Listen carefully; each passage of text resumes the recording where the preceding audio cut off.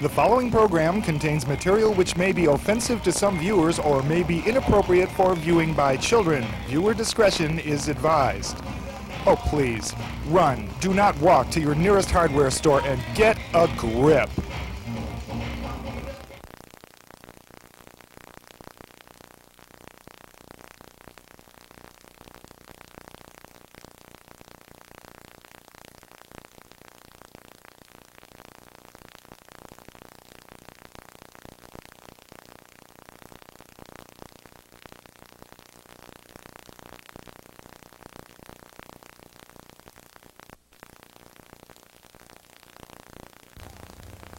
Hi, I'm Lanny Swerdlow, and I'd like to thank you for taking the time to watch NightScene tonight.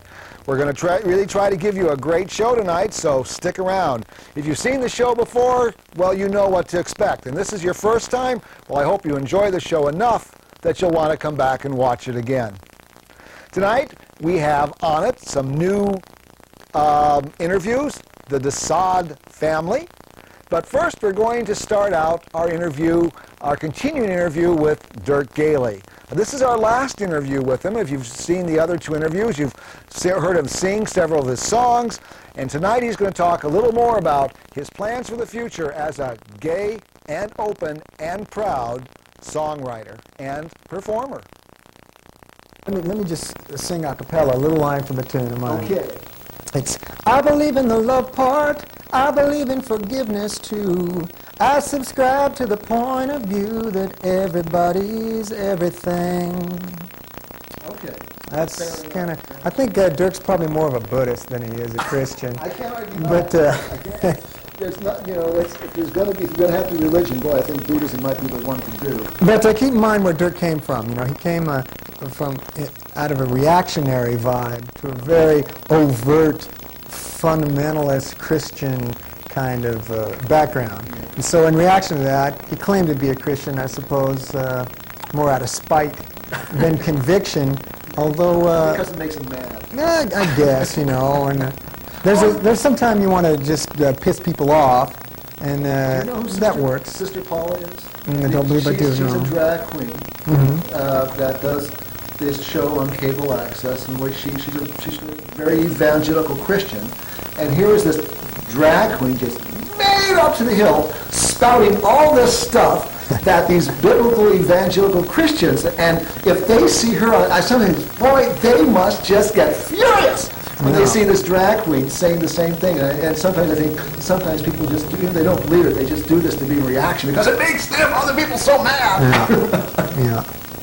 Well, that's true. You're talking about, let's move on to your second show. You're putting the second show together. When do you think you're going to have it ready?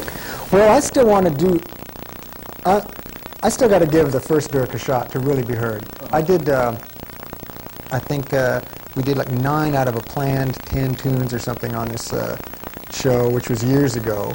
And I never really got to connect the dots. It was in the context of an opening act for another band, so you got to really slam through material. You know, a lot of these are 3-minute tunes and 2.5-minute tunes, so it's not too hard to do. Working with guys who are really on the ball, and you go 3, 2, 1, go, and the guitar player picks up the lick. What I've been working on is connecting the dots between the tunes with a little bit of patter, talk about the Bible a bit, the Bible thumping, and you know how. Well, sort of what the genesis of each tune is, and... Do you have any kind of timetable? You hope to have this complete? I'm looking for space now. Are you really? Oh yeah, I got players that want to do the show. Some of the guys from the old band, and I'd like to do that show in Portland sometime in the middle of this winter. Wow. Well, that's with the next month. Well, I'll tell you what. You let us know when the show is and where it's going to be and all that kind of stuff, and we'll publicize it right here on NightScene, and our viewers can take off and just fill the place up. Great. With NightScene viewers. It's Dirk Gailey, don't ask, don't tell. Yeah. Well, now, all right, you composed a number of songs. What would you say, could you do us what you consider maybe your favorite? Do you have a favorite song you really, really, really, really like? Of, in the Dirk vein, Yeah. you mean? I think that the title tune, Don't Ask, Don't Tell. I think we already went through that. That's the one. Okay. Well, That's the one for me. What about this new set? Do you have anything from that? I don't even have the music. I'm working on the libretto, as it were. So I'm trying to think. I'd like to have ended up with one song here that really means something to you. Yeah, I can. I'll play a bit of a tune, which was an early a tune more in the style of a lamentation of Dirk. We wrap it up with that. That'd be sort of a signature little. Okay. Well, Dirk, I'd like to thank you so much for joining us. Thanks for having me. It's been a wonderful interview. It's been wonderful hearing your voice and your music and everything. And so now we're going to conclude with Dirk's Lamentation. Yeah.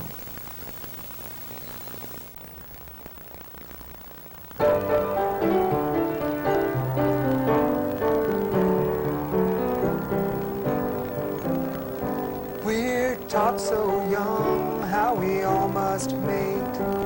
Oh, they really drill it in. I offered love and was given hate. They said my kind of love was a sin. I left my home for a distant shore. Prayed to God some answers I'd find. I found out quick it's a whole lot more than walking in a straight line.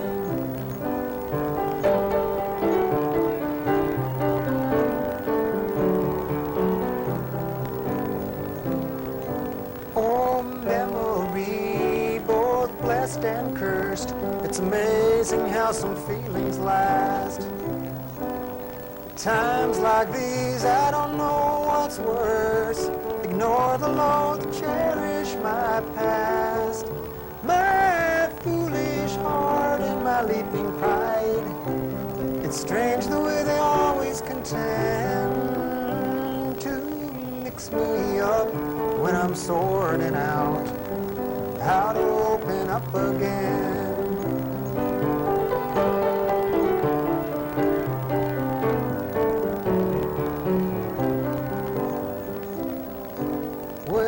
It's been 10 years since I shared my heart with anyone who dared stay. It's cold out here, I feel so apart. It's only fear that keeps me away. Come out, I can hear the plea. Leave my fear of loving behind. I'll think twice of coming out while walking in a straight line.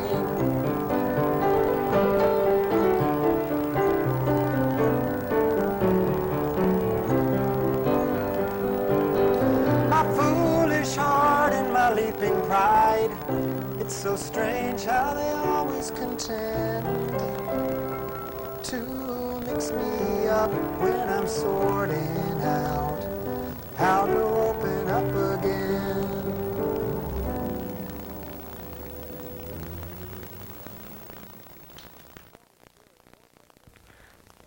Dirk's going to be performing here in Portland very shortly, so keep tuned to NightScene and we'll let you know when and where you can see Dirk perform live. Thank you very much, Dirk, for coming on the NightScene and sharing your life, your feelings, your thoughts, and your songs. Bill aims to lift all Oregon's religious shields. This was an article about a month ago in the Oregonian about House Bill 2494. I encourage you to learn about this bill. You're going to be hearing a lot about it over the next few weeks because it's going to be starting to have hearings in both the House and the Senate. It's a bill which will lift the religious exemption that we have in the law right now that allows parents to pray over their children and not provide proper medical attention. Children have died over this. It shouldn't be allowed. So I want you to pay attention to this, learn about what this is, read the newspapers. We'll talk a little bit more maybe in the future about this, but it's a very, very important bill, one that I encourage you to find out about. House Bill 2494. Write your legislators about it.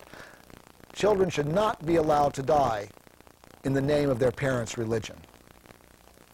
Well, now we're going to get on to our new interview here on NightScene. Over the years, I've met many, many people who performed on the stage and developed these rather elaborate personas that sort of flow off the stage and even become part of their everyday lives. Well, two young people by the name of Brenda and Jason created the Desaad family. And they came up with these characters that are way bigger than life. And it's sort of spawned a whole dynasty because there's a whole bunch of other Desaads out there now. So I thought you might find it interesting to meet the founders. They are truly unusual people. Here we go, the Desaad dynasty. The Desaad sisters, right? That's right. That's correct. Which one is the sister? No, I mean, you guys look like something out of the Addams Family. Thank Well, you. good. Yeah, I know. That's kind of what we're going for. Tell us, what is the Desaad family? It's brainchild. I don't know. It was a, well, we decided that we would be drag sisters, but we didn't really have a name. And I had always been intrigued by the Marquis de Sade. And we both are a little bit on the darker side of drag because we both, of course, yeah, just a little, you know, not a whole lot, you know. And so I figured that fit. That was an appropriate last name to create. Also, the family was also created in a way that we kind of wanted, well, for myself, I wanted a drag family because I also belong to the Rose family of the older court. And that's why he has 4 children. Shush. But, And counting. and counting, yes.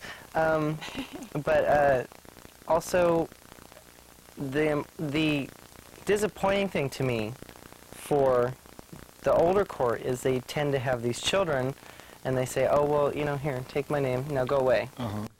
And I think I'm very actually close with the 4 spawns of whatever I have. Spawns? Yeah, I like spawns. that. Desaad spawn. Desaad spawns. There's Phoenix, Valencia, Juliet, and Ivy. You've already interviewed Valencia and Ivy.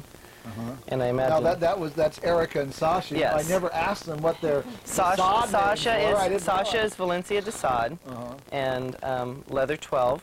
Ivy Desaad is Erica, hopefully soon to be Rosebud 24? 23. 23. And then there's the infamous Phoenix Desaad, who is the current Rosebud, but not for long. Well, yes, well, you only can be the current Yes, you Rosebud can for only 1 be, year. yeah. It's not a lifetime thing, You Phoenix. sort of got this expanding family, like you want to take control. Oh, we What's do. You wanna take control? We have plans for world domination. World domination. Yes. The Desaad family, world domination. And you're starting out with drag queens. It's drag queens who hold titles. Well, now, of course, you're not really a drag queen. No, not in the literal sense, no. I mean, this one is a drag queen. Yes. But you're not. What are you? I am female. I am a female that likes to wear makeup and wigs. That's pretty much it. Like to wear makeup and wigs. Well, a lot of females like to wear makeup and wigs. Well, I wouldn't necessarily consider myself a drag queen. I'm just someone that likes to perform and You like someone to perform. that likes to dress up. Well, is the Desaad's more about performing, really, than anything else? It's sort of like a performance family, like the Von Trapp family from, you know. You know, actually, that is a good one. We are the evil side of the Von Trapp family. I wouldn't you know. say you were I wouldn't say evil. evil. Okay, not evil, dark. I would say the dark. Gothic side. The maybe. Gothic side. I wouldn't Even put categorize myself as gothic. What do you categorize yourself? I don't categorize myself. I You don't don't? like to be categorized now. we really don't fit in with the normal drag queens, and we really don't No, fit in with no, the duh, Gothic. No, duh, thanks. You know. Yeah, you don't. Of course you don't. Great English there. Have you ever? Well, it's, everybody Very astute. they understand what I meant. You know, no. Duh. I mean, so have you performed at any other clubs besides the Misfits and the Raid and City and all that stuff? Paris. You performed- I've never performed at the Paris, but Oh, yeah, she wasn't there. I performed at there. the Paris. Nickname missing in action. Yes, Mia For a Desan. reason. Have you performed at the other clubs? I mean, like the Embers, or have you done any stripping at the Silverado? No, unfortunately I don't have the body for stripping at Silverado. Well, neither do some of the people that strip. That's true. I'd probably still work some tips out of people, but Yeah. you know, as long as they're old and drunk. But you know, No, actually, I have yet to perform at Embers or the older clubs, but I am thinking of running for debutante, which is an older, Yeah. the upper court title, but it's actually like their version of Rosebud. Do you think they're ready for this kind of drag? Well, I don't think I've seen it on anybody really. you know, I'm not sure, and I guess I won't know until I get up there. But, you know, it could be the fact that if I did run, they may not have any choices. I may be the only runner. Then they just have to, you know. I am Decide by actually default. performing at Embers You are. next Saturday. Well, On the that 30th. by the time this is on, that was probably a month ago or 2 months ago. Okay, a month ago, January 30th, so don't go to the Embers expecting to see me. You will be performing there, or in this case, you have performed there. Looking forward to that? Yes and no. I'll have to have you back on to tell us the results of your performance there. Well, I'm not necessarily performing as the persona that I normally carry. Why not? I kind of got roped in to someone else's performance, and Oh, I I wasn't see. aware that it was an audition for Embers, and I promised her that I'd do it for Embers. So you won't do it that way. But hopefully I get lots of tips. Well, now, of course, you're a lesbian and you're a gay man. Yes. And how does that affect your performances as the Sods, anyway? I think actually over our sexual orientation is the actual Desaad family and what we carry with that. So I would say that the Desaad factor in it is a lot stronger than the fact that I'm a lesbian and that he is a gay male. So. The family is stronger than the sexual orientation. Yes. But somehow, I'm not sure, do you think there would be a Desaad family if you weren't of, shall we say, the gay Probably persuasion? not. Probably not, because we never would have met each other. You never would have gone to the city, probably. I mean, you probably would be married. I'd probably still be at, what's the ghetto club? The Quest. The Quest. I'd still be at the Quest, probably. I never went there, actually. That's where I started. That's where I started my clubbing before I finally told everybody the real big secret, and then they finally said, "Well, what are you doing there? Go to the city." You told the people at the Quest that you were gay? No, my friends that were currently going with me at that time. And then they told you to go to the city? Yes, they said, "Why are you going here then? You need to be going up at the city." Had you heard about the city before then? I had heard about it once from a friend of mine who has been going there for quite some time. Why didn't you go there then? Why did you keep going to the Quest? What was your fear? Because I was unaware, actually. Oh. And they said... I mean, all I had heard about was the city, and they had 2 dance floors, and, weird people hung out there, but I did not actually know... You weren't weird. So. I've always been weird, No, but... Just a little but up until after I had finally come out, did they finally let me know or tell me or inform me that it was a gay underage club. It sounds like your friends were very accepting. Oh, they were. They weren't. They knew it before I did. I see. They were they were waiting for me to finally, they're all, yeah, we knew. We were just waiting for you to finally, Well, you knew before that Yes. you were gay, didn't you? You just couldn't. Did you act on it before then, or it wasn't until then that you? I had been acting on it in secret, I guess you could say, since I was about 12 or 13. Openly, I didn't start acting on it until I was probably about late 18, beginning 19. That kind of when you started going to the club, I see. But you were seeing friends starting around 12 and stuff. Mm-hmm. Well, a lot of boys do that, even if they don't turn out gay. They see friends. Boys, Yes, one of those is currently married and has a child now. But Yeah. Boys are horny. They'll do when they're 13, 14. They'll screw anything.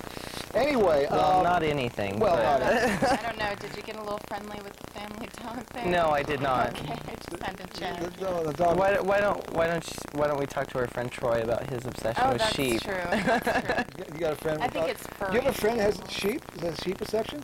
He claims to, and he carries it off very well that he does. So we. Oh, I'd love to have. I mean, I've had homosexuals, I've had heterosexuals, I've had bisexuals, I've had lesbians also. I haven't had a bestialist on the show yet. Bestial necrophiliac. He likes dead Yes. dead animals. Yes. Anyway, okay. Speaking about dead animals, that was the Desaad sisters. More with them next week. I think you'll find as the interview goes on, they even get more off the wall than they were tonight. Now it's time for our blast from the past. And you know, quite often, usually I've had some drag queens out of the past. But you know what was interesting? Performing on the stage of the club were young people who just had an idea, something they created, they wanted to create to present to the public on stage. And tonight we're going to bring you one of these from the past. This is from 1990, from the 1990 Night Scene number 65. Here is Joey and Corey.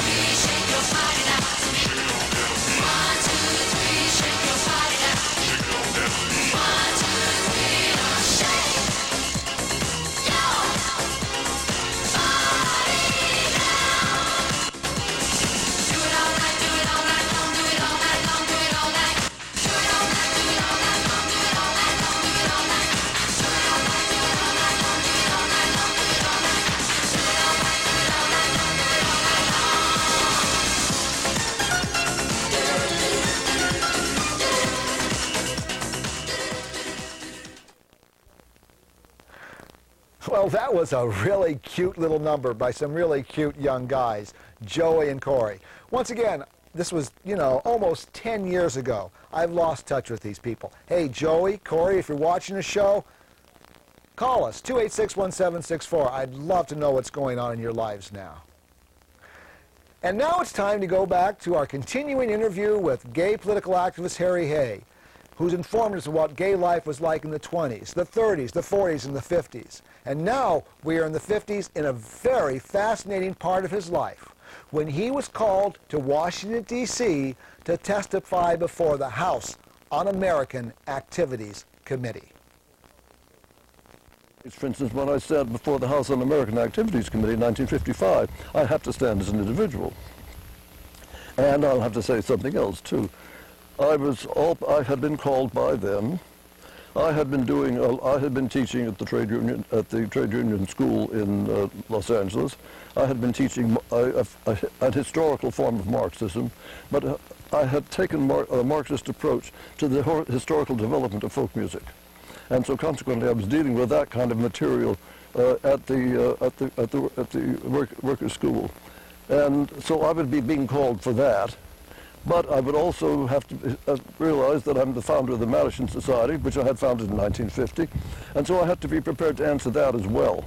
Now, the moment that I bring that up, all the other progressives who are being called before the House at that very same time want nothing to do with me, because I'm going to be asked a question that is going to embarrass all of them. And so consequently, I have to prepare alone. 55 guys are working each other up and developing their consciousness and their sense of morality and their sense of solidarity and their sense of confidence in the world. And I have to do it alone. Did they ask you the question? Well, no, wait. Okay. I was given 6 weeks to get a lawyer. I spent 5.5 weeks going from one progressive lawyer after another to find one who would take my case. And they all refused. I didn't find someone who would say, yes, I will stand for you and stand with you, that I'm not too busy or I'm not going to be out of town or whatever their excuses were, but they were all excuses, until 3.5 days before I was to appear. So that I went through 5.5 weeks of thinking that I would have to defend myself best way I could, and the chances were very good that I would get federal prison because I would make a mistake, and then And I'll have to admit that I was on the verge of catatonia by the time I finally got the guy.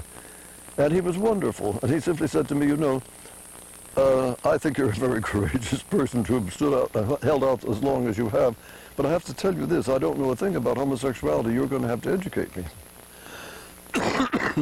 So his time for being educated in this was between 3 and 6 in the morning.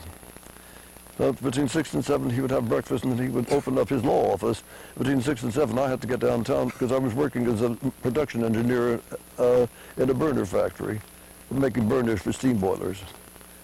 And so between 3 and 6 was when I was being prepared for Wednesday, Thursday, and Friday, and Monday and Tuesday the following week. It just so happened that when I finally appeared before the House and was an unfriendly witness, as you would guess I would probably be, I didn't quite give him the finger, but I wish the hell I could have,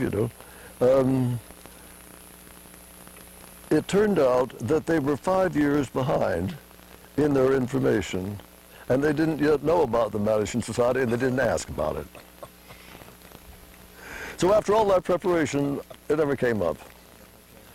You think But that didn't help. I got myself a handful of gray hairs waiting for that. Harry Hay in Washington, D.C. before the House Un-American Activities Committee. This man was involved in so many of the earth-moving events, the events that demarked the line between progressive politics and the reactionary conservatives that we have trying to dominate politics today. If it wasn't for people like Harry Hay, we'd be in a lot worse shape we are now. And it's through his actions over 40 years ago that'll give us the courage, the insight, and hopefully the intelligence to make sure that we don't give up the freedoms that were fought for so hard and valiantly 40 years ago. Harry Hay next week will continue about his ordeals before the House Un-American Activities Committee. That brings us to an end of Night Scene. Thank you very much for joining us. Once again, I'd love to hear from you. Praises, thumbs down, whatever. I'd like to hear from you about what you think about NightScene. Give us a call, 286-1764. You'd like to be on the show, something you'd like to see on the show, let me know. 286-1764. If you leave your name and phone number, I promise I'll give you a call. It may take a couple weeks, but I will get in touch with you. So, until next week, this is Lanny Swerdlow saying thank you very much for joining us on NightScene. Good night.